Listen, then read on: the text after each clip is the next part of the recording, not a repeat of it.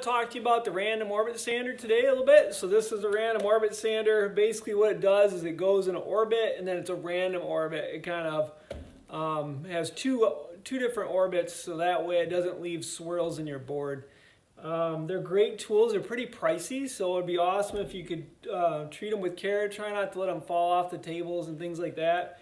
But basically, you're going to mainly just sand the flat surfaces with this. Any face of the board, so this is the face of the board, the bigger surface is the face. You're just going to kind of go back and forth. You don't need to tilt it a lot. Just kind of keep it nice and even. When you first get out of a random orbit sander, you're going to check to make sure there's some sandpaper on it. If you sand without the sandpaper, you wreck this pad.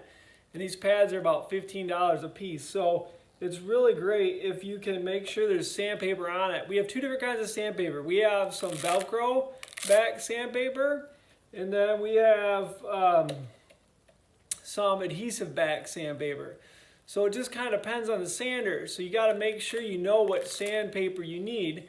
We're not replacing the sandpaper all the time. We're trying to just replace it when it's needed, because each one of these pieces of sandpaper are about 50 cents, so they're pretty costly.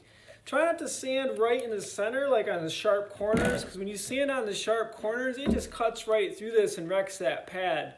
So this is not the sander for sharp corners. Sharp corners, most of those you're just going to hand sand. This is more for flat surfaces. You can roll it around the edges a little bit, but we're trying not to sand the real sharp corners. And that's one way we can really do damage.